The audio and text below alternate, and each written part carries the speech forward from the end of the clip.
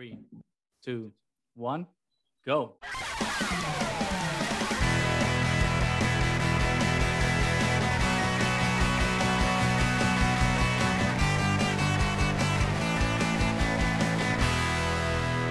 Back, everybody, to the Triad of the Force podcast, a podcast from Puerto Rican friends coming together to do deep dives into Star Wars and other nerd-related media. Today, we're talking about The Mandalorian, chapters 20 and 21, The Foundling and The Pirate. We are very sorry that we had kind of an impromptu hiatus there, but I mean, Goose is changing jobs, I'm in law school, life happens, and it was your birthday. Happy birthday. And it was my birthday weekend, so celebrations must be had. So, and it's appropriate as we head towards Star Wars Celebration that we celebrate not just that, but the other parts of our life that make us who we are. So happiest of birthdays, Nani. I hope it was a very, very good one and a happy one and a joyful one filled with love and the people that you love and love you back. I'm very sad that I couldn't join you. Sorry, my accent creeped up there. Pierce the veil. Pierce the veil. But I hope it was fun. I hope you had a good time. It was nice. New beginnings. Like every birthday should be like a moment to be like, hey, let's reevaluate life a little bit. And I'm starting a new decade in my life. I've heard that new decade is like the new old decade. I'm not gonna be saying what decades we're talking about because that's that's not polite. But I've heard that it's better. I've heard that it's better. Well, for good things coming. And then obviously you're going to be on your way to London in a couple of days. I'm so sad that I'm not going to be able to make it again. You will be there in spirit. And next time, like since Celebration's taking a break next year, gives us time to get our ducks in order plan for the next one. We'll see where it is. I've heard some rumors of where it might be, which I can't reveal here. So hopefully I'll be done with school by then and have already passed the bar and be able to go to Star Wars Celebration 2025. Hopefully we'll all be there. Hopefully we can all be there. Hopefully. Because Celebration is so much fun. Yeah, I recommend everybody that's going to be there, go to all the panels that the Triad is involved in, all of our other friends, and there's going to be like great guests that are going to help us out there because, I can't make it, but I think it's going to be fantastic. I think there's going to be some really great conversations and Celebration is going to be great, but we're going to be the best part of it. This is going to be a good one. Obviously, we're talking about The Mandalorian here, but since we haven't had like a regular episode in a while, I figure we maybe talk about that a little bit for anyone that's like joining us back after our unscheduled hiatus that we didn't even acknowledge on social media. But if you've been following us on the Twitter, Instagram, Facebook, Hive, if anyone remembers what Hive is, we will be part of two.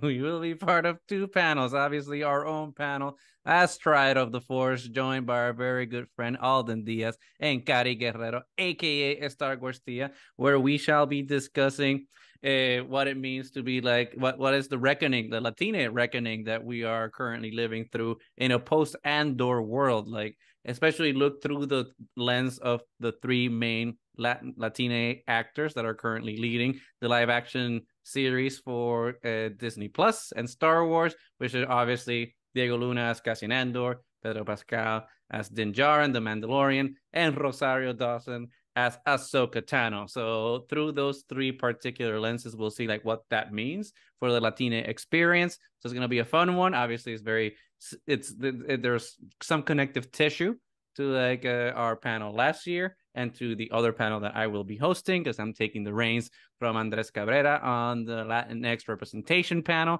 which we will also have a slew of awesome guests, including as well Cari Guerrero. And that one will be more general, broad in scope, where we will just be generally talking about Latinx representation, what it means to us, and all those good things. So thematically, they're similar because we're talking about Latinx representation. The fact that Latinas are awesome. Because we're awesome. And we're taking over the world. Did you see the Blue Beetle trailer? That looks awesome. Yeah.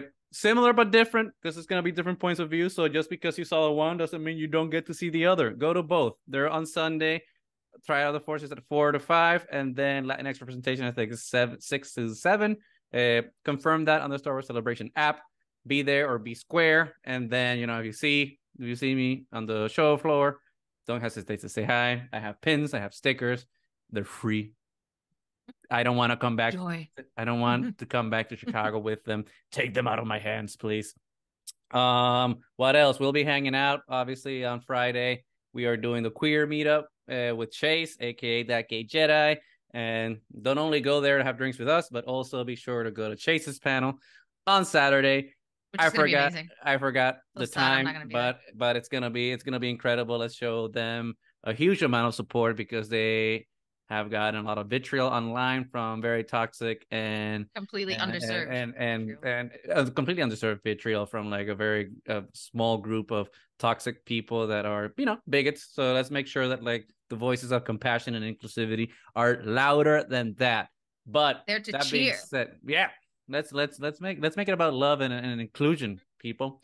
But that being said, we're excited for Celebration. We're excited for all the announcements that they are going to present at the showcase. There's a lot of it's going to probably be surprises that we are not even aware about. But other than that, Celebration is cool, but it's always about the people. So more than the panels, I'm very excited to meet up with old friends, make some new friends, and experiences, and see a new city, right? Because I've never been to London. Have you been to London? I have not. I'm very sad. Not yet. Well, you've traveled. I don't know. I know. I have. But anyway, this is all very actually relevant to the Mandalorian because now we live in Pedro Pascal's world. Yes, we do. That is life right now, and I have been really enjoying the Mandalorian. I don't understand how it's getting hate and how it's just not being lauded as just incredibly amazing, especially how it has become something completely different from what it was before, and how it's so much more captivating than season 2 was, and how you don't really expect what's coming in every episode. So and then all the threads that are getting interwoven and how the story is building and the tension in every single episode. I'm like at the edge of my seat in every single episode, aside from the fact that it's still incredibly visually stunning and the music is insane and all the acting is just like top notch. Has been elevated with every episode. So the last 2 just honestly keep surprising me. Katie O'Brien is kicking it out of the park. She's a queen. She's a queen. Thank God. I was so like interested in her character like in season 2, so I'm very happy that she's getting the time to shine and like be. I mean, obviously, I would prefer if she were a good guy, but she's killing it as a bad guy. It's incredible. And I have to say that I was completely wrong because I kind of thought it was a double bluff thing that she was doing, and it's like, nope, Goose was right. She's totally working for Moff Gideon. It's totally happening, and she's so great at the passive aggressiveness. It's insane. Although, I mean, we'll go in order, right? Because we have to talk about the Foundling first. But I was a little flabbergasted. Let's use the big words. I was a little flabbergasted that we didn't really address Pershing's mind being fried and Blade. Like, I mean, I'm sure it'll come up, right? We're not gonna just. I hope that that's not gonna just be abandoned, and we're gonna see like an aftermath of that. But I was surprised that there wasn't like hey, like what happened with this dude, and she just gets to work normal when she was the last person to be with him before his mind got flayed or fried or whatever you want to say it. But we'll get to that because also that episode was so incredible because we had the return of Carson Teva, which is awesome to see, and other legacy characters from animated shows. I know. We'll get to that. Insane. But let's start with the Foundling. We go back to the Mandalorian covert, and we see how bo-katan is dealing with being part of the Children of the Watch, and shenanigans ensue, flashbacks are revealed, answers are given. Really good action set pieces, interesting character relationships. So, Nani, what did you think of the Foundling? Yeah, overall, I mean, first off, I'm just thinking the whole entire time, why did the Mandalorians pick this place? They have giant, massive alligators trying to eat your children, and then dragon-like birds just, taking them to their nests to feed their children. I mean, could they have not picked a planet with, maybe less active apex predators. Maybe that was on purpose. Maybe that was their point. It's just like, okay, well, if this is dangerous for us and we're People Mandos, won't it's gonna come. be exactly. It's gonna be dangerous for other normies that can't fight as good as we can. So maybe that was them playing like a fourth dimensional chess. But I'm pretty sure that a few kids were lost before that one that was finally saved. Like there was mentions of survival of the fittest. Maybe they're like Spartans, and they're Mandalorians. They're like Mandalorians, yeah. like Spartans. You know, the Spartans used to sacrifice the young that can't survive. Maybe that's their jam. I don't know. I hope not. I hope that they're a little nicer to their kids.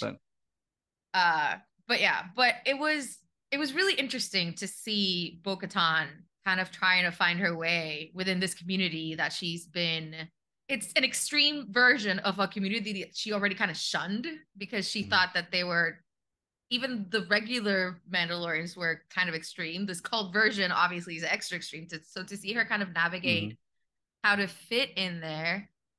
And I was ecstatic about the fact that it's combining Star Wars with high fantasy dragons and stuff. So I'm getting the best of like sci-fi and Star Wars and, fantasy, and it just tickled my fancy. I thought it was wonderfully done, and it's so cool, especially when you see like the limitations to the Mandalorians, because you have this mountain. It's like, why can't I use the jetpacks? Oh, because they're too loud. You have to like actually climb, and you can see that they're not completely reliant on their equipment.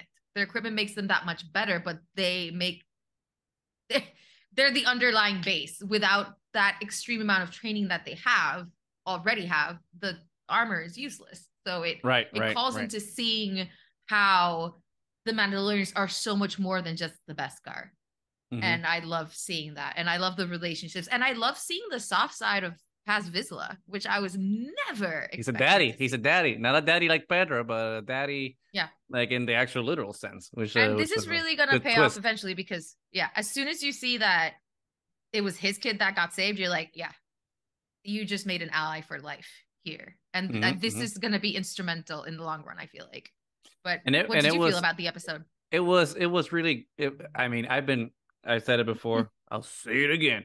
I was not a fan of season. I mean, I liked season 2, but I just didn't like. But all things considered, but I wasn't a big fan of the structure of season 2 because I felt it was too fragmented in terms of like how it was presenting the narrative, and obviously yes, it did push the plot forward, but in a way, it just felt like too adventure of the week type of thing where everything's a little too self-contained. Like obviously now with season 3 we're kind of seeing some of the payoffs of a lot of that in terms of like how we're bringing like all those different adventure of the weeks into like one cohesive narrative. But season 3 is really doing it for me because it's giving me exactly what I want as a Star Wars fan. It's like the opposite of Andor to an extent, where Andor was giving me exactly what I didn't know I wanted. Like Mandalorian is giving me everything I wanted because it's just like unbridled joy and unapologetically Star Wars and just embracing all the things that are joyous of Star Wars and taking all the deep cuts of mythic things from the expanded universe and obviously animated parts and then bridging the gap with the sequels and then taking things from the prequels. And it's just like, it's a smorgasbord of delightfulness. And before we get into like the my favorite part of that episode, like everything you were saying about the Mandalorian covert was excellent, particularly because how you get to see like more of their interior dynamics of how they work as a unit, because we always see Mandalorian since Boba Fett was introduced, like the lone gunsman, lone ranger, the lone gunslinger, lone gunsman, whatever you want to call it. So when we see Mando in season 1, he's also by himself. Like we see Mandalorians as a group, like in Clone Wars and whatnot. But this episode, at least to me, really hammered home like the sense of community that the Mandalorians have, and like how, and even in animation, Sabine was like exiled from her family, and you see her by herself as well. Though, so even though we know that family structure is there, and we do have a few episodes with her like biological family, her family's really with the Ghost. So it's been rare to see like Mandalorians actually working together. and to the extent that we see here in terms of like how accepting they are of each other, and I'll get to, because I also do have some issues with that, and we'll get to that in a second. Yeah. But like it's really interesting to see then like how accepting they are of others to an extent, right? Because with bo-katan, we saw in the previous episode that they accepted her because she bathed in the waters of the mines of Mandalore, and like now she's part of the covert, and like no questions asked. It's just like, oh, you like you're redeemed, so you're in, and we're gonna follow you and like trust you because he led the expedition to save what's the kid's name? He has a cool name actually. The Vesla kid. You're always the one that remembers the names, Nani. I know. I'm sorry. I'm failing. Oh my god, we've been out for a minute. Now we're failing. Ragnar. Yeah, now we're failing. Ragnar. Thank you, Wikipedia. But leading the charge to rescue Ragnar and like coming up with the plan, and Paz Vizsla, however you want to say it, just trust her. It's just like, okay, we'll follow your lead, even though you're new here, right? But still, we're gonna trust you. And then, I mean, bo-katan does have legit credentials. I don't know for shizzles, but because she wasn't walking the path, I know. They could have been like, oh, you still need to kind of prove yourself to us a little bit because you just got here. He just got here. We don't know you. But that was great to see. But also the acceptance towards Grogu. Because they could, Bo-Katan was like outside of their group because she didn't walk the quote unquote path, but she's still a human, she's still wearing the armor, all these things. So in a way, it's easier to have that acceptance. But Grogu is completely alien, right, to them, a completely different species, different size, different skill sets. He's technically not technically, he is Jedi, so he fights different, but even though Jedi are technically the enemies of the Mandalorian, they still accept him. It doesn't work. So like to see them being like, okay, he can do it, and to see Paz in that scene be like, one does not speak unless one knows, and like recognize that when Grogu is able to trust himself and beat Ragnar was a really nice moment, especially when we see like the father-son, aunt and nephew relationship between between Din and Bo-Katan with Din. It's like, just trust yourself. Come on, man. We trust you. You can do it. Like we trust you, so you can trust yourself. So sweet. What did you think of all that, like Grogu? It was something that I didn't know that I'd need, but I needed it. I mean, I've loved from the beginning that it's so accepting, like Din at first, that he just refers to him as a foundling. Like, you're a Mandalorian, our people. This is where we come from. And now coming into the covert, it's like, all the rules of being a foundling apply to you as well. Just because he's small doesn't mean that he can't play by the rules. And it's parenting that we need to see more, because I think a lot of the times what we see is like overprotection and try to like underestimating your children instead of like giving them the support that they actually need to be their better selves, which is what we were seeing here. It's like, you can do this because we've seen you and we believe you can do this, and you can rely on your own strengths and you can rely on us and our support. And if you can't do it, you can't, but you have to at least try. But the flip side of that, though, is to some extent, it felt to me that Din was forcing him to do it. It's like the parent that was a sports star when they trying were trying too hard. School. It's like, you have to get all the goals. Right. Like I was great at sports, so like you're gonna be great at sports, and it kind of forces a kid to do something, even though maybe that's not what the kid wants to do. So that's not necessarily the case here, but I also think like there's another side to that where like a parent also has to recognize the path that the kid wants to take, and maybe that path is not the one that you think they need to take. But Grogu did choose to be a Mandalorian. He shows his dad. I don't know if it's mutually exclusive, but there might be nuance. There might be nuance. And I agree with you, because I still have an issue with, and I think that's why the show is so good, because it doesn't immediately make you think of the covert as the enemy. You're starting to see them more as like real people, even though there's still all the sketchy elements of it behind. So that complexity adds a lot of layers to what's happening in the story right now. Like, you don't really know where they're going with. How do you feel about that? How do you feel about that? Because I wanted to touch Yeah. on that. I feel like right now they've been normalizing the Yeah. cult and now Yeah. making it seem like cults aren't that bad. And I'm just like, is that what I mean? Yeah, it's Yeah. badass, everything that they've been doing so far. And like you are Yeah. rooting for them. But in the back of my mind, I was like, oh, wait, but like they're, Yeah. they calling someone from your in group an apostate just because like they don't do like the one thing, Yep. it's never a good thing because that's how families are destroyed. Like, an apostate is a very toxic word that has destroyed families Yeah. and relationships in cults, like in real life cults. So like to Yeah. now kind of brush that aside a little bit and be like, oh well, but look at, but they have a sense of community. Yeah, that's how cults Yeah. get you. So Yeah. So they give I'm you that sense hoping of that. community. So it's just like So it's I'm hoping they're not trying to normalize the cult aspect of, because it's been very icky for me from the beginning, especially when we see like Bo-Katan being like seduced by it. So I mean, this calls into the second episode, The Pirate, as well, because we see that. I'm kind of hoping that Bo-Katan is faking the amount of devotion that she's been showing for Mhm. the covert, and she's just.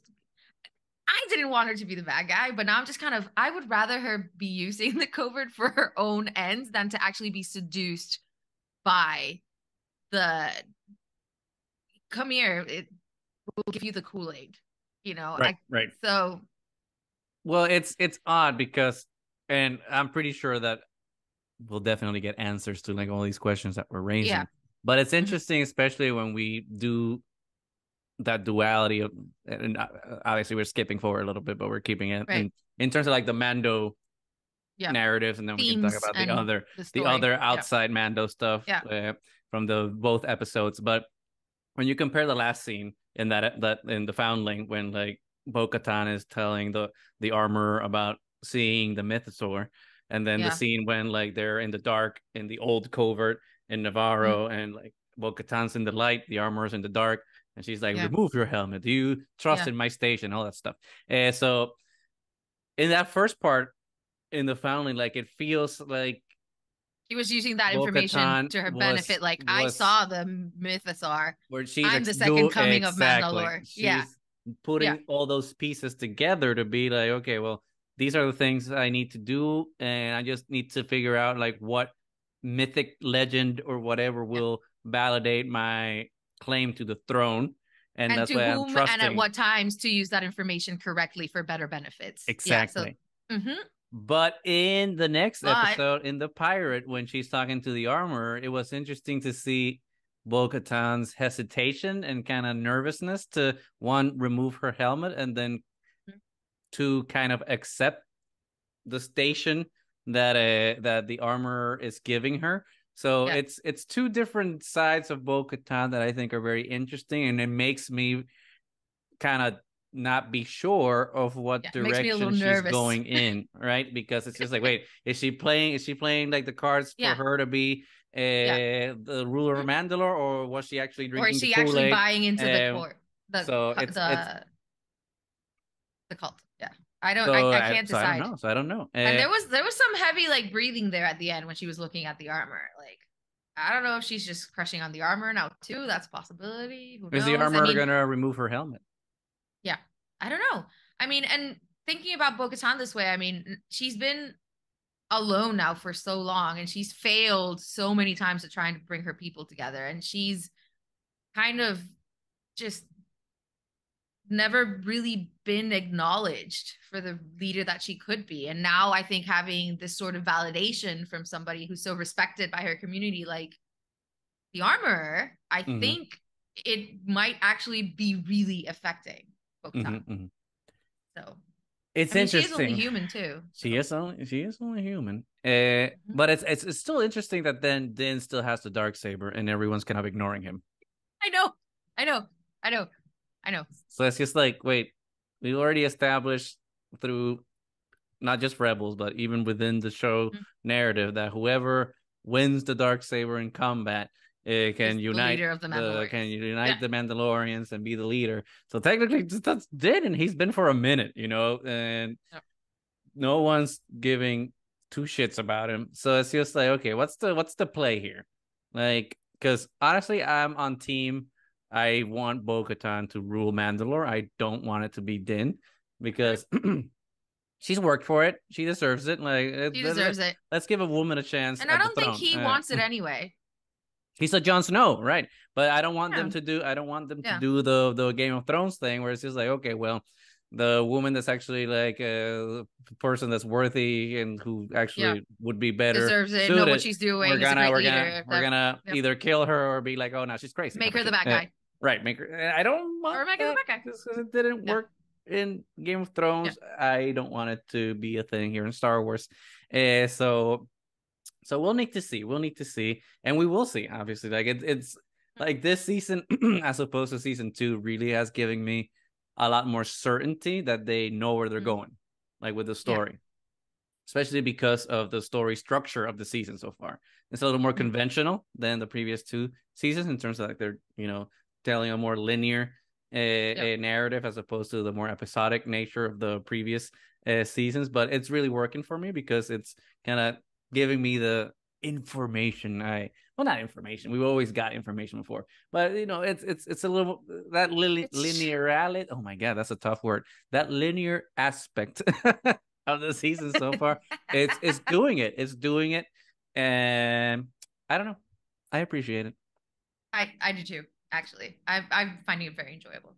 But before we go into like more things from of the pirate where that actually pushes a lot of narrative forward, there's the one scene in the Foundling that not only broke my mind, broke the mind of the internet, and was a beautiful moment for fans, both young and old, and it was a thing that made everyone cheer, I think, and it was the answer of who rescued Grogu.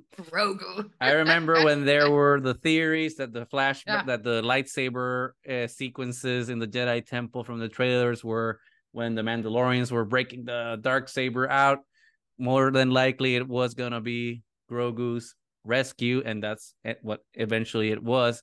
But to see who that person was when that elevator opened up and I saw Ahmed Best, I was over the moon. I'm like, fuck yes. Like there, the sabered hand, Kelleran Beck is here. The sabered hand. How did you feel when you saw Ahmed Best be the person that rescued Grogu? Oh my god, I could not believe it. We've been speculating about this so much ever since the first season, and we never knew. I mean, I think a lot of us, at least I was like a little upset. It's like, I don't want to go back to Order 66. I have so much. It's enough pain. Yeah. Already enough PTSD about it. Mm-hmm. And then you see that it's Kelleran. What a beautiful moment. Oh my God. Lots of people have been saying that it's redemption for Ahmed Best. I'm not one of those. The man does not need redemption. Like, he did his job. Like, if anyone needs redemption, it's like all the fans that treated him like shit. Right. But it was a beautiful moment of catharsis to, like, see him come back in a glorious moment. It's just like, hey, like, let's bring you back into Star Wars and be like, hey, let's give you this be the hero that be saved the hero.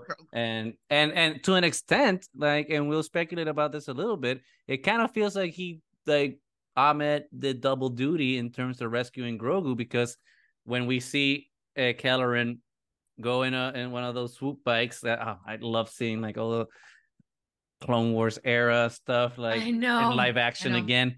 But when he goes to the Naboo cruiser, it's just like, there's only, in my mind, there's only one or two people that sent that ship, and it wasn't Padme, because Padme had no clue what was happening at the Jedi Temple, because we see in Revenge of the Sith that she was just like, oh my God, Annie, are you okay?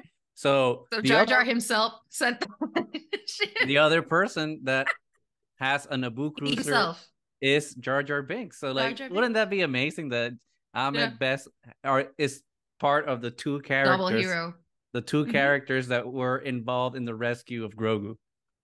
That just blows my mind, and it's just like such it's also like a big middle finger to all the Jar Jar haters as well, and be like, hey, yeah, you know what? Jar Jar rescued Grogu. He sent the ship. to get one of your and new then favorite they're full of characters shit to as well safety. because when everybody was a kid and the prequels came out, all of us loved Jar Jar. Well, I don't know if So I loved him that much when it came out, but I've learned to I just accept it. And now I have a Black Series figure of Jar Jar that I as one of my favorites, and I'm ready to have Ahmed Best sign. But it was and to see like all the Naboo security guards like in all oh yeah, like yes, it's so prequels. It's so much prequel it's so goodness. good, and see the V wings and stuff. I'm like, man, you're doing it, And John it is Favreau. what you mentioned before. It's Mando's doing so much to bridge the prequels, the originals, and the sequels. We've seen things from all of the three trilogies, and it's amazing. And they add a lot of the animated stuff which we hadn't Mhm. really seen before, and successfully adding them in, which Successfully. Wait till we get to that. Oh I Lord, know. that was also like a what a jaw dropping That moment. was a what? We paused. And we were like yelling. It's Okay, like, we is can't say that, is that, it. that? Is that? Is that? But no, it was fantastic. I do love your idea of the fact that he himself could have been both characters that saved Grogu, but I'm still sticking to my guns that it was probably not him because he is Darth Jar Jar and he's always been He's like, not Darth Jar Jar. I mean, that's a cool yes, theory, but he's not. I He's Jar know. Jar Binks is pure. It's a beacon of light. He's a good person Impurity. through and through, through and through. Yeah. Uh, No, but those scenes were gorgeous because it's a scene that we've seen a million times, but it actually seemed different. It felt like you were getting it from a different angle and an actual successful rescue and not just the death of younglings. and Kelleran is still alive, which I was glad for. It's not that he I like know rescued him and then died. And did you ever the double watch wielding and did you everything. ever watch the Jedi Temple Challenge show on YouTube? It was, I mean, obviously it's a kids show, but like I loved it a lot because growing up, I was a big fan of Legends of the Hidden Temple. That was I one of love my that that show. was one of my favorite kid Yeah. game There was shows a of version all of that with time. Star Wars. It was a version of that with Star Wars. Yeah. I didn't know that even existed.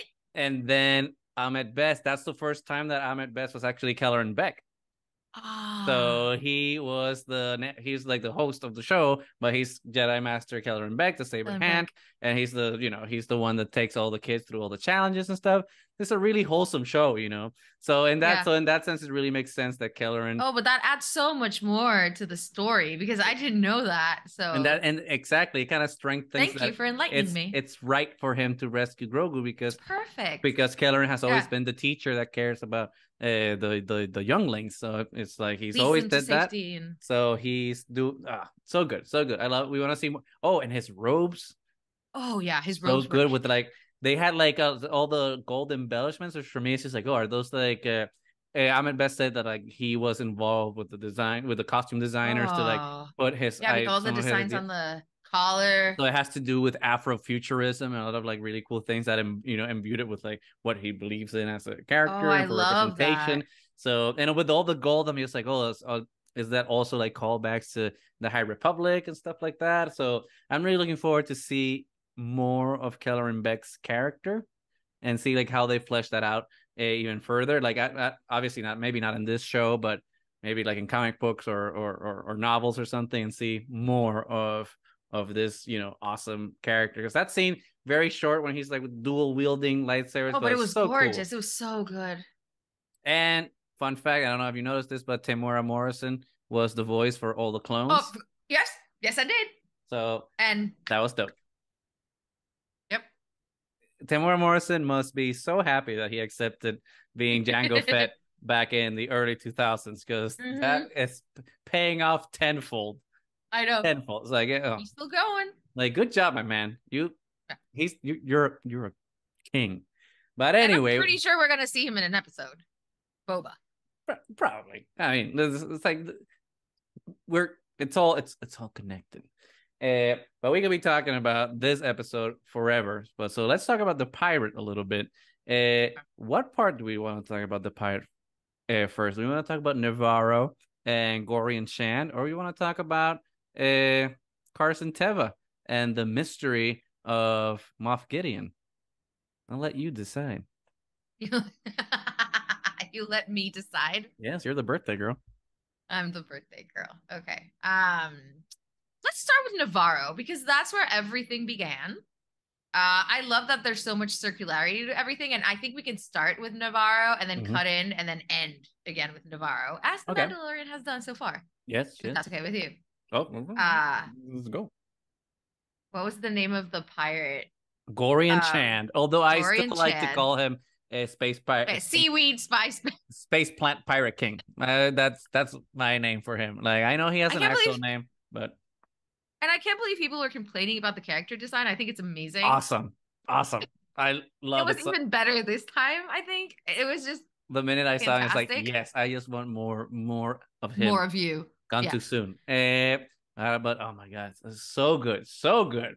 And his ship looked amazing. Like oh god, that Corsair ship was insane. And it looked so good. And the actual fire pyro capabilities, and it breaks your fucking heart because the whole thing is we've seen Navarro as just like this kind of destroyed den of villainy in the first season, and it's slowly been evolving. And at the beginning of the season, it was like this cosmopolitan new place and all these beautiful things and bars in our schools, and then it just gets destroyed in one episode, and then just like massively destroyed. So I didn't know they were going to go that hard when that Corsair ship showed, and then suddenly it's like massive bombings. But yeah, it's interesting because it's the whole thing of the Western hero where like he can never stay because once you heal the town, like you will bring you can't heal yourself, so you have to leave, otherwise which you carry they that baggage did in Bad Batch too, which makes me so sad that we got this like we'll talk about Bad Batch later, girl. I know. Pero, I'm not ready. I don't think I'm ready. No, I'm still not ready. I'm not ready. So to an extent, that's a reflection of High Magistrate Karga, right? Like he did help heal the town, but then he decides to stay, and him staying to an extent brings like this catastrophe there. So it's and again, it's like mythological because we have the threshold, right, that the hero has to cross, that we've seen. It was destroyed in Mando season 1, and then we see it rebuilt in season 2, and then improved in season 3. But then the threshold is destroyed again. So it's like the journey starts all over again. So I think it's not just a mythic or symbolic representation of Navarro, but like all the heroes. Like all the heroes are to an extent in back to begin their journeys again, and they have to cross these thresholds, like Joseph Campbell was telling us. So like what better way to talk about those symbols than to make them literal? It's just like, hey, that threshold, the threshold that the hero like crossed, and then brought the elixir to heal and destroy it, because we have to do it all over again. So and especially that scene when you see the actual arch at the entrance of Navarro, just like only one side of it was standing. It's so symbolic of what happened to the rest of the town and everything that happened, because they had built that arch way more beautiful than it ever had when the season started. It looked as a symbol as you cross through here, you're in safe lands. And to see it broken like that, it's just gorgeous. And it was like great to see that High Magistrate Karga actually does care about his people, because it's not just like, oh, I'm just the High Magistrate and I care about my title and just like having my little kingdom. It's like, no, I actually do care. He had the opportunity to flee, and he's like, no, I'm saying so. I'm just like, hey, Apollo Creed, you're doing right by your people. Although I do have a pet peeve because of timeline things, and it's just like something that didn't quite make sense to me. We know that Grief Karga sends the stress signal, right, to Carson Teva. Oh, right, yeah. And that whole sequence, and we'll get to the whole Carson Teva sequence, but the whole sequence of Carson Teva getting the message, going to the New Republic, and then going back to the Mandalorian covert to get Din to help. I'm just like, that must have taken a while. We're talking at least 2 days. 2 days at least. I don't know how fast hyperspace is, but we're going from the one place to the other to get the meeting with the fucking guy, and then going back to the other side to they do the thing, so that then get them to get organized so that they can come back. And you're like, that took a weekend. That took a weekend at least. So I'm just like, so like for that whole weekend, they were just like staying in the hiding? lava flats or whatever the hell they were, Yeah. probably. But it was a little jarring to me. It's like, oh, this whole attack is It's just happening. really fast. This whole attack is happening, but then that whole thing happened. But then like, okay, we're just, I don't know. It was a little weird, but pet peeve. But it's just a pet peeve. It's fine at the end of the day. Like it's sometimes Hi, stories have Goose. to move that way to keep the momentum the pacing going. of the storyline. Yeah. Was it just me? You didn't feel that way at all with like that whole sequence? Now that you mention it, it is, but I didn't feel it at the moment. So I was having just so much fun with this episode. Oh no! So... It was great. Don't get me wrong. Like I loved it. I loved it. But it was just like, okay, well, that's weird. But let's talk about our boy Carson Teva. So Grief Karga senses a stress signal, and we get it. And we see this New Republic encampment. We see Y-wings, beautiful Y-wings. We see parked X-wings, and it's like, wonderful. And then we go into the, like any military outpost, you have to have a bar. And always. We see Carson Teva, and all of a sudden we see a group of people to the right, which is actually Rick Famuyiwa, Deborah Chow, and Dave Filoni in a cowboy hat, which like I appreciate the ballsiness of them being like, hey, we're in space, you're wearing the cowboy hat. And it's so poetic to have Dave be where he was sitting, because he's looking across the bar to someone who sits down, well, actually doesn't sit down, who stands next to Carson Teva, and it's a Lasat, this purple giant hulking person stands next to Carson and starts talking to him. I was like, it can't be. And I was just like, wait, what? Multiple things were going through my mind. I'm just like, that looks amazing. I was just like, that looks like the and it looks amazing, by the way. Yeah, I was just like, oh man, they really like did a good job translating what a Lasat looks like from animation into live action. Because it's like we saw Lasat into almost live action in the sense of Jedi Fallen Order, because Cal Kestis' Jedi Master was a Lasat. So, you know, video games are more realistic. So they did a translation there, and that looked great. But then to see it uber hyper realistic live action was amazing, incredible. But then he starts talking. Hear the voice.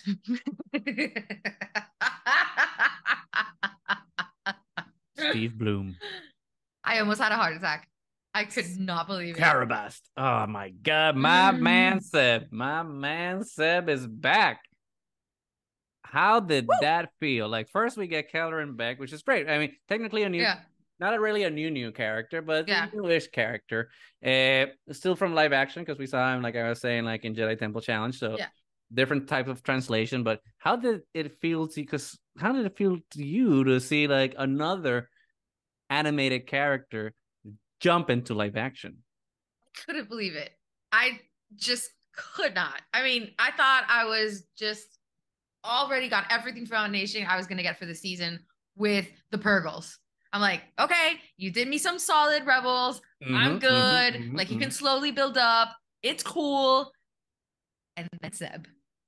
I mean, when you first see him and in his awesome outfit. Oh, yeah. Just super chill. And I'm like, no. They did it. Me and Wally started screaming like idiots. Went back, watched the scene like 3 times. I can't believe it's Seb. I can't believe it's Seb. I cannot believe they actually did this. I was so happy. It was a moment. It was a moment. I was never expecting it either. No. Like, even a little bit. And it's the type of character that makes sense for a scene like that. Yes. So yes, it does. It's and it works because not only does it make sense for that character to kind of be there, but also if you're a fan that doesn't watch the animated things or just a casual Star Wars fan, it doesn't distract for you. It's just like, it's just a character, right? That you're talking about. So you don't need to know about the context to enjoy the scene. It doesn't take you out of it. You know, it's not a cameo. Right. It's like, whoa, what? Like, who is this person? What should I know? I can't understand what's happening. But it's a completely understandable conversation. You don't need any background to understand what's happening in the scene. But like you were saying, for the rest of us, it's like, oh my god. And so does that mean, a little responsible speculation here, does that mean that he's gonna be in Ahsoka? He has to, right? Like, why would you spend so much money How you spend so much money to building create that digital the character creature. Yeah. if you're not gonna reuse it? You know, it's gonna. Well, we'll find out on Friday. On Friday, Star Wars Celebration at the Ahsoka panel. If I'm able to get in, we'll see. Because there's going to be a trailer. There has to be a trailer. There has to be. And at this point, I'm really hoping that what we've talked about before, that they were kind of trying to add all those animated characters into Mando to see how they worked, because Mando is super popular already, and see how it worked. And if it was successful, which I think they are being very successful with it, we're going to get more. Yeah, I think, but it's funny because for me, like, this feels a little bit like Guardians of the Galaxy, you know, and hear me out. Not in the sense that it's Guardians of the Galaxy, in the sense that before Guardians of the Galaxy and Marvel was doing the MCU, they were very cautious about what characters they're putting out there. And you couldn't be weird. Exactly. It's just like, hey, Iron Man, Captain America, Thor, like all the you know, the usual suspects that, you know, people are gonna know. And then suddenly, and then Guardians of the Galaxy, exactly. Then let's do Guardians of the Galaxy. Let's check this out. Like, it's you know, if you're a comic book nerd, you know them. I never knew them because I was never into the comic books. But it was a movie that was like, when I remember when it was announced, I'm like, what the hell is this? Who are these people? Like, I have no idea what this is. And then I saw the movie and I loved it. And I feel like that movie is like, okay, we can go into obscure characters and go weird, and people will embrace it as long as we have good stories. And I feel like this is a little bit that. It's just like, okay, let's see what we can put in. Fergal, open for weird, and then start. And now it's like, oh, okay, well, it works. So let's just go all 100% into Star Wars weirdness. And I am on the train. I was already on the train, but now I got the VIP pass on the train. I am at the front row, ready to be given everything that they want to give me, because it's beautiful. Like, people that say that Star Wars is dead, or that like Disney Star Wars is horrible, I'm just like, they need serious reevaluation. It's just like, it's just like, exactly, like, if you're not enjoying it, fine, but like, this is, we're getting everything, man. Oh, God, everything. Seb. And we don't have to choose. Did you ever think you were gonna get Seb in live action ever? No. Exactly. I didn't expect that he would be in Ahsoka. I mean, it's like that's too much of a difficult character to pull off in live action, so probably not. But and he looked incredible. Like, it was like, so, because keep in mind, this is a TV show. Right. This is not a movie budget. I mean, obviously the Mandalorian's budget is pretty good, but it's not movie budget. And to have like that type of like digital character look that amazing, it's just like, oh my God. Oh yeah. I am ready. I was blown away. I'm ready for everything. If it wasn't for the fact that that episode could have been complete crap, and I would have loved it just because of that scene. Yeah. And then you add the fact that the episode was fucking amazing. It just elevates the fact that, oh, Seb was just kind of a bonus because the episode was insanely good. Exactly. But we could be talking for forever about Seb. But unfortunately, we have to other parts of the episode. But after that beautiful, extremely appropriate cameo from Seb concludes, we see Carson Teva go to the New Republic and talk to, I forgot the actor's name, but it was great that like he was in that the scene. One from SNL. Yeah. I could just imagine him here with like the Chevalier of whatever he was. Do you remember his character from SNL? I don't remember the name, but I remember the skits. But it was so good, that scene, because it kind of further cements the failure of the New Republic and why they were not an effective government, because, you know, they are so afraid to doing anything that is even remotely similar to the Empire that they kind of handicap themselves. Went straight bureaucracy, and it's all like paperwork and forms, and this is all the things I can do, and that's it. Yeah, it's departments within departments within departments, and it just doesn't work. Kind of sounds similar, right, to the world we live in. But hey, Star Wars is not political. Of course, it never has been. And then Katie O'Brien, in a wonderful scene-stealing performance, just comes in to be very imperial in everything that she's saying, and somehow actually convince the New Republic that her imperial perspective it's actually not It's that okay. bad. It's okay. Like we should do it that way. And you can see Carson Teva's like signals going You're off like, right now. what? So what did All you the think red of flags. what you think of all that, like in terms of like how they were presenting the New Republic, and then Katie's you know, I mean, in the suggestions. glimpses that we have had of the New Republic, because we don't really get that much about them in the sequel trilogy, because they literally get blown up in the first movie. So, Mm-hmm. Unfortunately. um, but during the Mandalorian, we've seen a lot already of hints of how this is just not working, because they kept a lot of the same structures. They didn't try to implement change. The aristocrats were still the same ones regardless, and there's no empathy, and Yep. they were too probably lenient in how they accepted and who they accepted back into the Republic under like the auspices of I've changed, I found the Yeah, light, the amnesty which Katie's program. so great at twisting that. It's like, oh, but you were captured. I wasn't captured. I was liberated. And playing that side, it's like it makes the Republic feel like, yeah, She the knows New what words Republic. to say. We are heroes. We liberated you. We enlightened you. We set you on the correct path. And they're so convinced of their rightness, which is the same thing that was wrong with the Empire. They're so convinced of their rightness that they're not willing to see the flaws in everything that's happening. I mean, one of the core things about the rebellion was that we want to try to save the people. And they come asking for aid for people. Oh yeah, they're not part of the member chart. Right. It's like, what's the point of like being liberators if you're not going to help the people that need help? If only the people that fall under your regime are the ones that get your assistance. It's the same thing that the Empire did. So starting to see it just like destroy itself from within, even before they got blown up, it's kind of satisfying to see a little bit, because it's like, yeah, you kind of deserve to get shot because you suck. Right. But it's also terrifying to see that, I mean, they went through so much to liberate themselves from the Empire, but it's always a cycle. If there's nobody actually willing to change for the better, it's just a new empire with a different name. And it just foments like the new order. The first order was growing under their noses the whole time. Right. It's a demilitarized and polite empire, because now people don't backstab each other anymore. Right. Now they're nice, but they still suck. Yeah.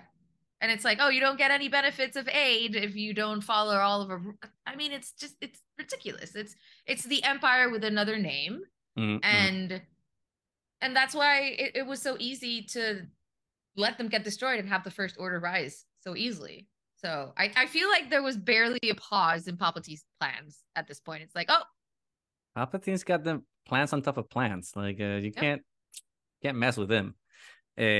But so good, because again, like we've been saying before, season 3 just keeps building on top of itself to like some culmination, which we'll get to it like at the final segment of the episode when we do our responsible speculation. But it feels like there's going to be some catharsis and an explosion of events that will lead into season 4. Because I don't think that things will be resolved in season 3.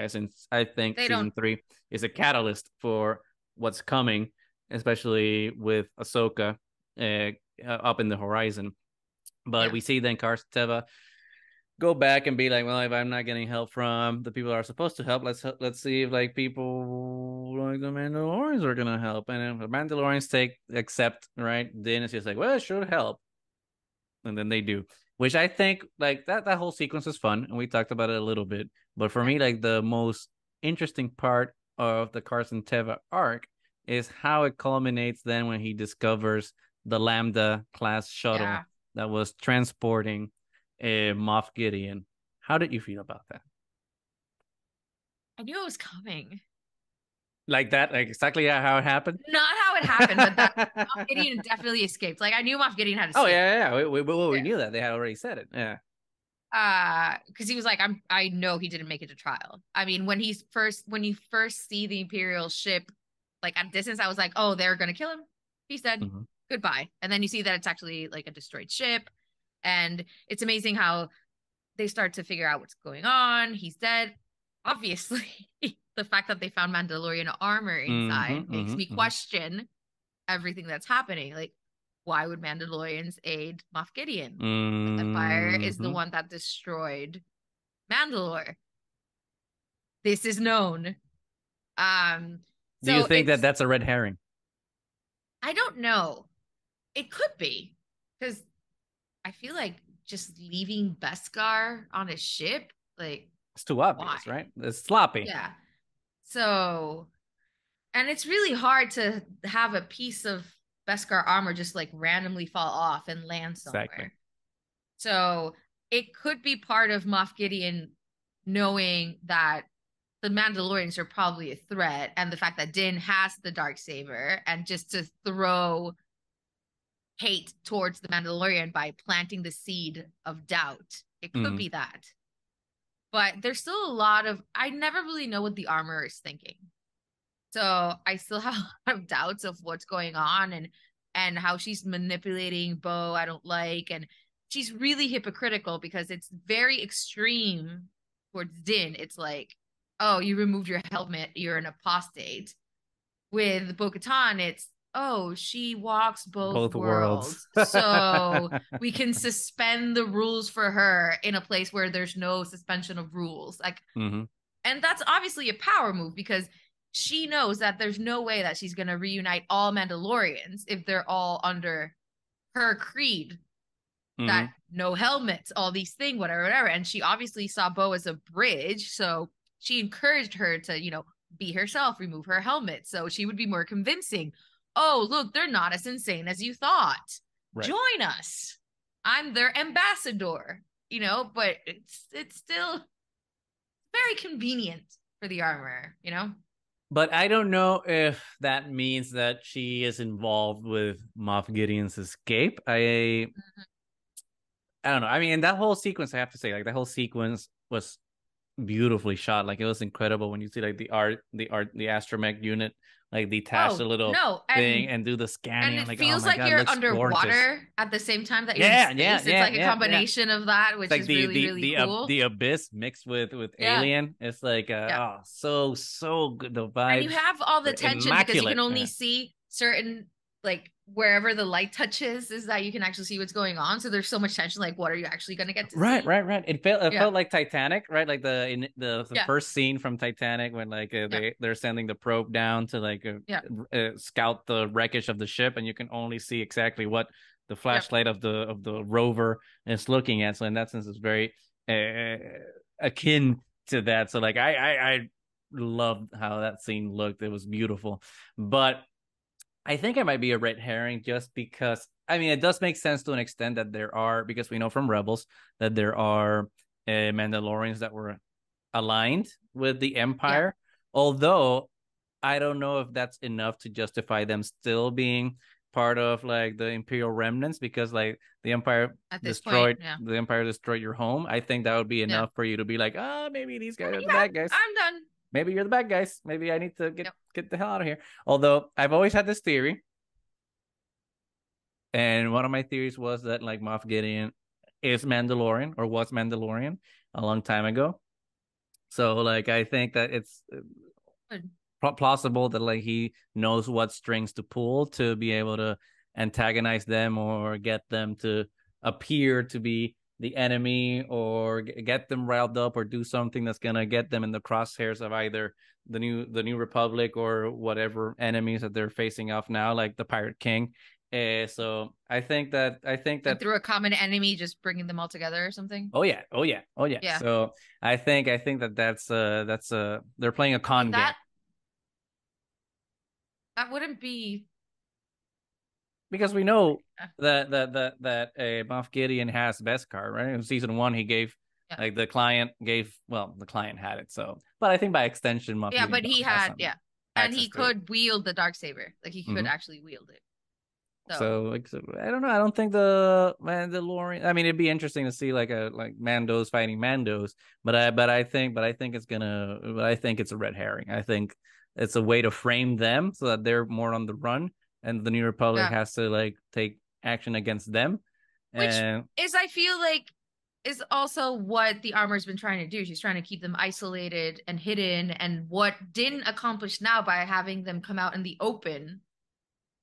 I think that's when the armor maybe started to have to like switch gears and decide to go a different way, and that's why she like recruited Bo-Katan now, because she knows she's losing control. Because it's way easier to control people when you're hiding in a cave than when you're giving them land and giving them community and having them have actual lives beyond the covert. Right. When they can see other points of view and other people, interact with them and be sympathetic to them, be like, oh, maybe there are other ways instead of like the one thing that I'm being told over and over again. It's a good point. We'll see. But we did a little bit of responsible speculation, but let's do a little bit more. We have obviously releasing this episode very late. So episode 20, chapter 20, 22, which I think, whatever. The next episode comes out the day after we put this out. So we'll have answers a little sooner for like our than usual speculation. But Nani, what do you think we're going to see in the next episode? I think we're going to see Bo-Katan trying to get recruits. Maybe we're gonna see more Mandalorians. I mean, that's a possibility. I mean, how awesome was this? Reeves, yeah. I don't know. I mean, how amazing was it to see them fighting as a unit in Navarro? That entire sequence of them fighting was so incredible. I still get goosebumps thinking about it. It was a live action Clone Wars episode. I know, it was so good. That's what Mando was exactly. Oh, live action Clone Wars. It's so good. It's so good. It's amazing. So I think we might get some of that. I think we're gonna get something maybe more Din centric, because I think we haven't. Yeah, he's taking the back seat a little bit. A lot of the parts, which is good, because in season 2, it wasn't just that he was like kind of taking a back seat. It was sometimes he was like excluded altogether, and you didn't see where it fit. This feels a little bit more like just complementary to everything that happens. And you always know that Din's there, and you always know that Grogu's there, but they're trying to see like what community they're coming into, I feel like. So I think maybe we'll get a more Din centered episode. I still really enjoy when we get perspectives from the Empire. So I'm always all for all of that. I want to see what Katie O'Brien is really up to. I want to see Moff Gideon. That's what I was gonna say, that maybe we'll see him finally like in the next episode, because there's only 3 episodes left. So I don't know if there's gonna be a bait and switch. One of the things that people online have been saying is that Moff is playing like a larger game, which I mean, to an extent, yes, true, because I think that there's something going on with him and the beginnings of the First Order. But his connection to the Mandalorian, so there could be but other people have been saying that like he's working for Thrawn, because we have to connect this to the Ahsoka show to some extent. Don't have to. There's already a lot of connections there. I don't want that. I don't want that because, and this is because everyone that's watching video can see that I got Thrawn right up there. I like Thrawn a lot, especially his characterization in the current books by Timothy Zahn, where you can kind of see that he's more of an anti-villain than a straight up villain. So I'm really hoping that that Thrawn isn't a straight up villain in Ahsoka. I hope that he actually turns out to be an ally, because if you read the books, Thrawn only joined the Empire so that he can have a strong enough ally to protect the Shiz ascendancy, which is where he comes from any external threats that could that he foresees is going to attack them. So in a way, he's not really supporting the Empire. For him, it's a practical move. It's like, I need to be with the Empire because they're going to help me when the time is right to protect the Shiz ascendancy. So in a way, he's not a villain in the traditional sense where like, oh, I'm a bad guy and I want to blow up good guys. So I hope that they keep that characterization going through the Ahsoka show, and that he ends up kind of not flipping, because he's not flipping in the traditional sense. You know what I'm saying? So I don't want him to all of a sudden be like, I'm actually the big bad guy, because that'll be boring. At least to me. Especially if you get the characterization that we left him with in Rebels, and now he's probably been stuck with Ezra. Right. So, they're best friends. it would make sense that, They're best friends now. Come on. But that's just me. That's just me, because I want good boy Thrawn. Call me naive, but I want good boy Thrawn. I want to see what that's like. Besties with Ezra just playing beach volleyball somewhere, shirtless, Top Gun style. Do it. If you put Seb in live action, you could put a shirtless volleyball scene. Do it right now. But that's it. See, I always have to end up. I always have to end up end episodes with a weird, awkward note. But some people appreciate that. Thank you, everyone in the comments. You know who you are. You know who you are. So anyway, we won't be recording for a little bit this time officially, because we are going to Star Wars Celebration. I'm going to be in Great Britain, in England. It's gonna be fantastic. Yeah. We're gonna try to release our thoughts on some of the Bat Batch before London happens. We're gonna try, because I don't know if I'm emotionally ready to talk about what happened. I'm still destroyed. Stop. By the way, Wally blames it on us because we started the Deadpool and we jinxed it, and it's our fault. It's not. Yep. I did not put pen to paper. I was not the writer of that episode. Horrible. Crying like a little baby. Yeah, I'm not ready. We saw it coming. It was the obvious choice, even though we wanted it to see someone else. But we'll talk about that in another. This episode's about Mandalorian joy. Yeah. So on that note, thank you so much for joining. I'd remember to like, subscribe, comment, let us know what's going on. If you're going to London, Star Wars Celebration, say hi. Give us a hi. I'm not going to be there, but Goose will. I got stickers. Say hi, please. It's going to be great. And our stickers are super cool. They're pretty cool, yeah. And these ones are special Star Wars Celebration exclusive ones that say SWCE 23. So you can only get them at Star Wars Celebration, because I will burn them if I have any left, so that they are actually exclusive. Wow. En serio. Okay. Yeah. So we are looking forward to many, many good things. The people who can't make it, I'm pretty sure we're going to be able to see a lot of the things live. And happy Easter to everybody. We love you. We will be back. Until next time, may the Force be with you.